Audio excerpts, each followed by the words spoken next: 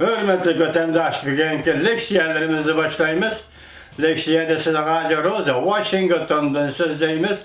Bugünkü sağa 2019 yıl 10. ayının 7. günü haftaga Düşenbe. Bugünkü vaziyet doğrusunda bir kelime desek.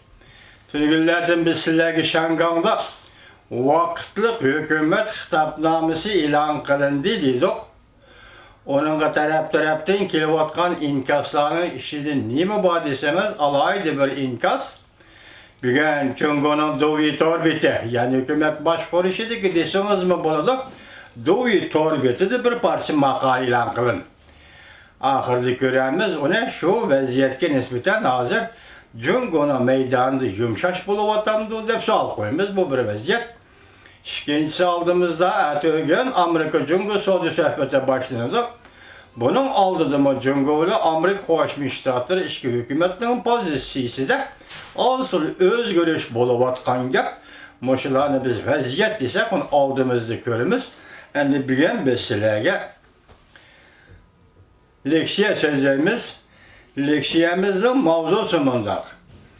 Amerika Şangan şehir ahalisini kollaydıgan vakit yetip geldi mi? Mavzulu haber 10. ayının 6. günü Van Torbeti'de ilan kılındı haber. Bundak başlandı. Vatandaşım Gülbağ, sorgan sualınızı belki müşahede cevap çıkıp kaldık, kalganlarına ahırda sözleyimiz. Bugün buna dikkat kılıp anlayız bu haber. Niye ki leksiyeni? Mavzu bundak. Amerika Şangan şehir ahalisini kollaydığı vakit yetip geldi mi?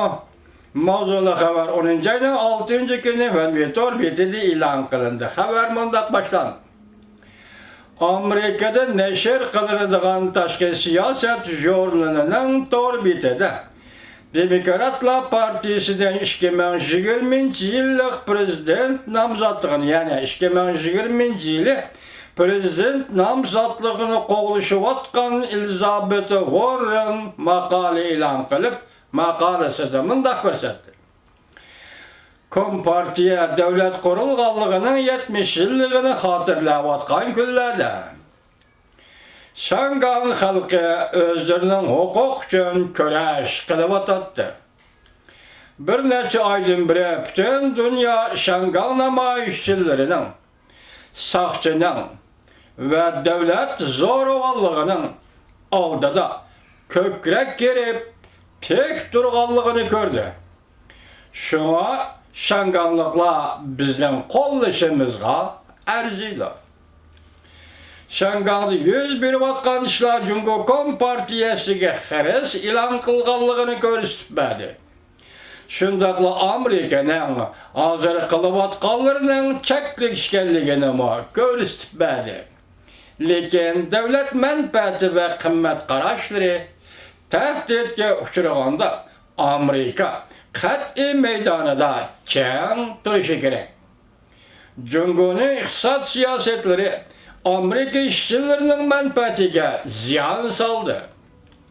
Cungo'nun her bir işlerde karı niyeti ve yukarı makamlık diplomatik tehditleri Asya ve başka raylarının tinçliğine tehdit edip geldi.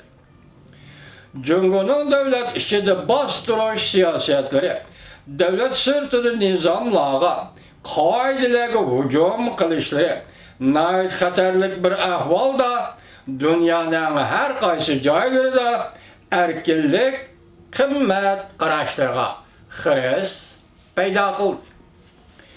Gerçi Cungo Şangan'ın özünü özü baş koruşu, öz taqdini özü belli işe vədi bergen bolsumu, lekin yığınki yılladın biri halkılı demokratik fonksiyelerini haraplaştırıp, 100 minliğen, milyonliğen Şangan halkının koçuğu çıkıp namayiş kılışını keltirip çıkan. Şangan memuriyet hükümeti bargan süre namayişçilerini bastırış bilen cevap kaytırdı. Şangay Cungo iktisadı ve dünya iktisadı da alayda oranğı iyi. Mühim rol oynaydıgan şehirdir. Fakat Şangay'ın demokratik nişanıga ve enisiga yol koygandılar rol oynaş uzunca devamlı işten direkt biridir. Amerika Şangay iktisadının galba kılışını güçlük arzu kıldı. 2018 yıl Şangay bilen Amerika oturusundaki soda sonması 670 milyon dolardan aştı. Cungo'nun Şangay işleriga aralışışı aslida aciz holatda turgan dünya iqtisodiga zarba elib keldi. Amerikanın Şangay vaziyetiga tutgan maydoni Cungo qo'llanayotgan realizmlik pozitsiya ustiga qurilishi kerak. Ben bu cümleni tushunmay qoldim vatandaş. Amerikanın Şangay vaziyetiga tutgan maydoni Cungo qo'llanayotgan realizmlik pozitsiya ustiga qurilishi kerak.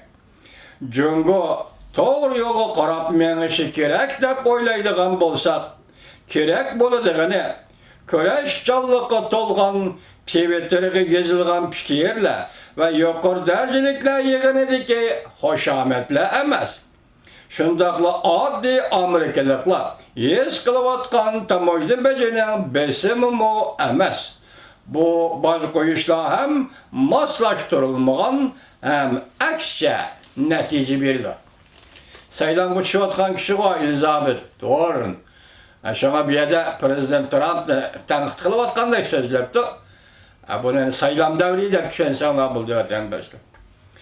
Amerika Jungoga uchoq berishi, Amerika ve Amerikanın şeriklari Jungoning bergan va'dasida turishini talab qilishi kerak yoki umid qilishi kerak.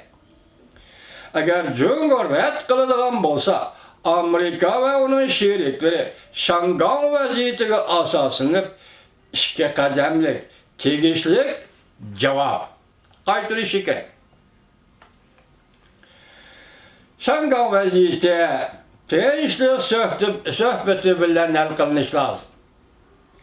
Agar Beijing Şangayga qurol ishlatadigan bo'lsa, Washington mablag' to'ntish vositasini ishlatib taqobil turishi kerak.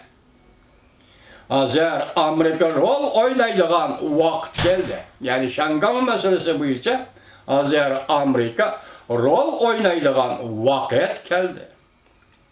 Amerika demokratiya ve erkinlik qarashlarini ta'kidlaydigan bir davlat. Bu taraf dunyoning har qaysi joylaridagi xalqlarning ve Şangay xalqining Amerika'dan umid kutishning sabablaridir. Amerika ularni ve Şangayliklarni umidsiz qoldirmasligi lozim.